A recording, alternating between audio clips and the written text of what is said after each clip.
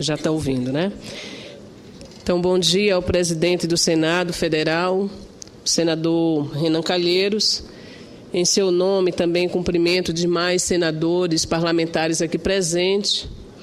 Ministro Padilha, ministro da Saúde, a ministra Miriam Belchior, aqui vocês como legítimos representantes do Estado brasileiro, né, dos poderes instituídos, mas com certeza também aqui a necessidade de cumprimentar o coordenador da campanha Saúde Mais 10, em nome de todas as entidades que aqui se encontram, porque só existe também democracia nesse país exatamente pela capacidade que o Brasil tem de ter a sociedade civil extremamente legitimada, mobilizada e aqui representada.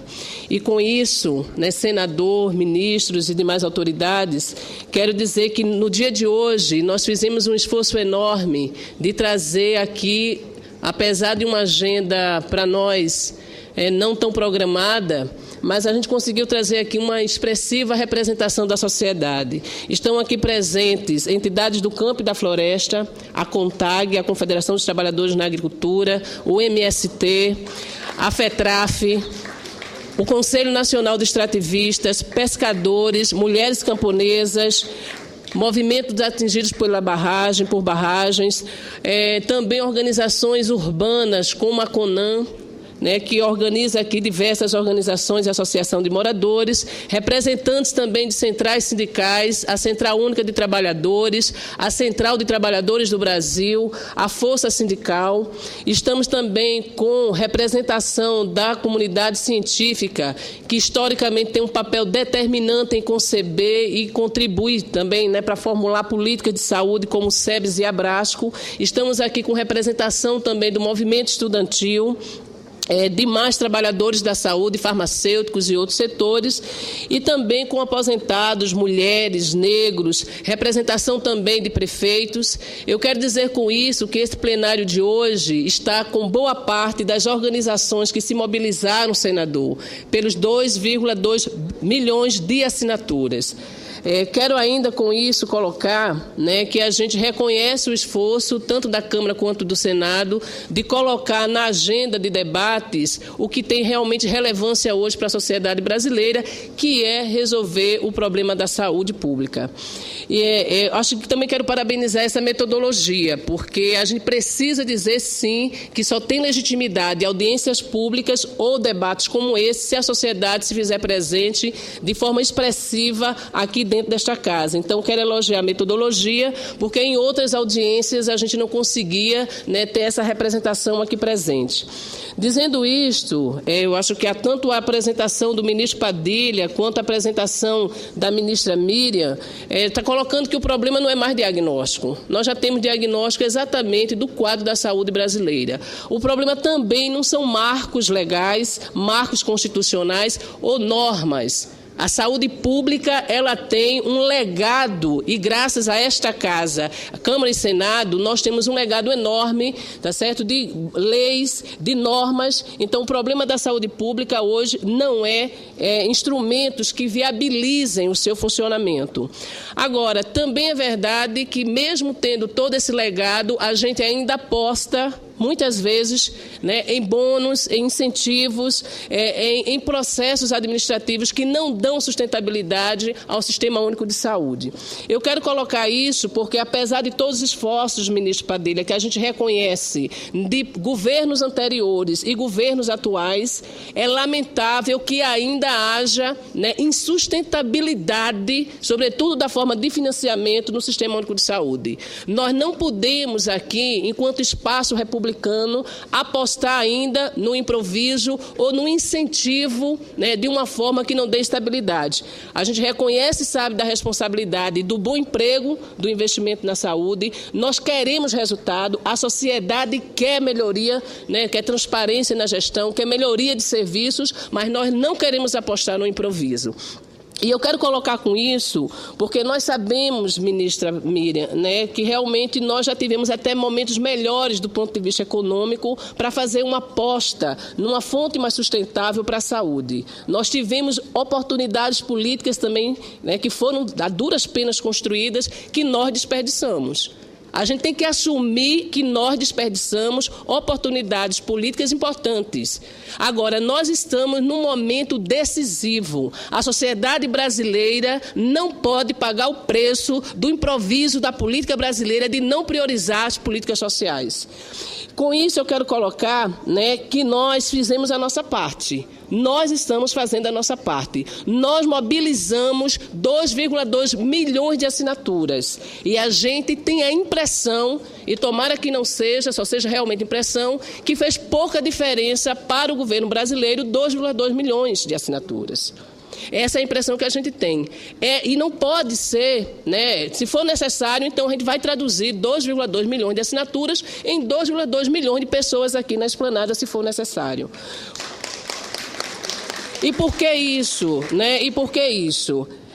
Porque mesmo com todas as vitórias que nós tivemos, inclusive a última, com grande participação da Câmara e do Senado, e também com grande esforço do governo, que foi a Lei 141, na tentativa de regulamentar a EC 29, nós temos uma aposta no planejamento da saúde. Nós temos uma aposta em superar desigualdades, ministra. Nós temos uma aposta de não transferir responsabilidades para os estados e municípios sem que a União também assuma um papel determinante na garantia do funcionamento do Sistema Único de Saúde. Então, o que é que a gente vê? A gente tem uma lei que poderia ter reduzido desigualdades. O Brasil ainda é muito desigual. O Mais Médico referenda e aposta, inclusive, evidencia essas desigualdades. Nós temos aqui moradores de municípios de 5 mil habitantes, de 3 mil habitantes.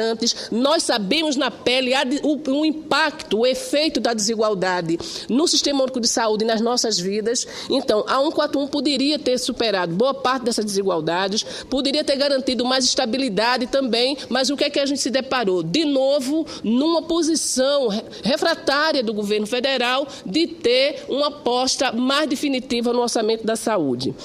Nós estamos fazendo a nossa parte, nós entendemos que o momento político pode ser extremamente produtivo, desde que realmente a gente tenha um ambiente, como está sendo colocado hoje nesta casa, da negociação. Nós entendemos, senadores, também, nós estamos aqui com a campanha. A nossa campanha é do regime de urgência. E a nossa campanha do regime de urgência, ela tem legitimidade. Não somos simplesmente nós movimentos, são vários movimentos, várias expressões da sociedade pedindo que a Câmara e o Senado, nesse sentido, aposte e priorize esse debate e na Câmara, sobretudo, o regime de urgência. Quero também colocar que a nossa proposta, Renan Calheiros, senador do Senado, a nossa proposta de 10% da bruta, para nós, ela é viável e coerente. Ela é viável e coerente. Por que isso? Porque ela pode aglutinar, desta forma, uma agenda sistêmica para o Sistema Único de Saúde. O descrédito é muito grande. Como é que a gente recupera o crédito que o Sistema Único de Saúde pode ter junto à população? É com investimentos seguros. Então, a nossa proposta de 10% da bruta, ela não é só viável, como coerente. Se nós quisermos apostar que tem que ter carreira, se nós quisermos apostar numa gestão com transparência, se nós quisermos apostar em proteção social e inclusão social. Quero também colocar com isso que mesmo com 1 ano e meio de mobilização, mesmo com 2,2 milhões de assinatura, o governo não apresentou proposta. Então, para nós, ministra Miriam, ministro Padilha, é lamentável que ainda o governo não tenha apresentado uma proposta. Todo o exercício tem sido dos parlamentares, que têm feito um esforço enorme de apresentar simulações, mas a gente não viu, até o momento, proposta do governo federal para solucionar o problema. E é lamentável, porque, inclusive, algumas propostas, aí eu quero aqui, finalizando a minha fala, algumas propostas, ministra, ela pode, inclusive, levar a um retrocesso. Algumas propostas, elas podem apostar no improviso. Algumas propostas vão ainda reificando, que a política social continua refém da política econômica. Quando é que a gente vai inverter essa prioridade no país? Como é que um país hoje que aposta no desenvolvimento econômico, como é que um país hoje que desonera a folha, tá certo? Inclusive colocando... Gente, por favor, eu gostaria de ser ouvida também. A sociedade tem tão pouco acesso a esse espaço.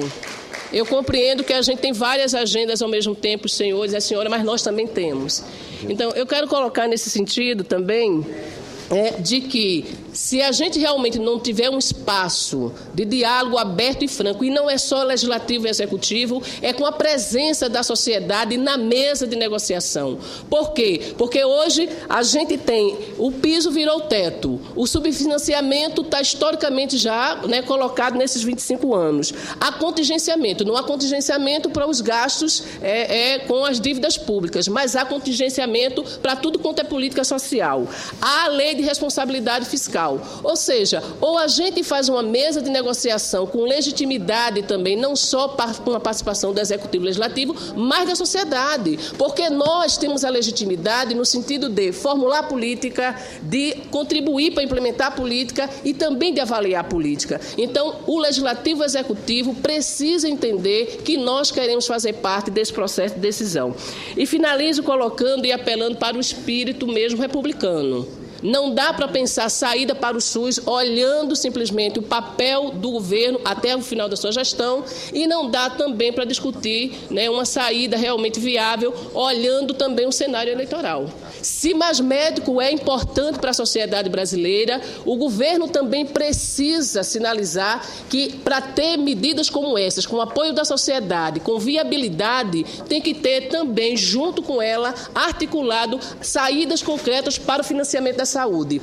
Porque, senão, o Mais Médico ou outras ações, elas vão ficar com pouco impacto, senador Moca, com pouca viabilidade de sustentabilidade, senador Suplicy, e demais senadores. Então, o que nós estamos fazendo aqui é exatamente um esforço conjunto de encontrar caminhos. Esperamos que a oportunidade política não seja, mais uma vez, desperdiçada. Nós não queremos sentar mais com técnicos da área econômica. Nós queremos sentar exatamente como está fazendo hoje, com as autoridades que representam o Estado brasileiro, para definir os rumos da saúde pública. Porque, senão, nós vamos pagar um preço muito mais alto, não apenas de colocar a saúde como um dos principais problemas, mas lamentar que o Brasil apostou no desmonte da principal política pública e a mais inclusiva desse país. Muito obrigada.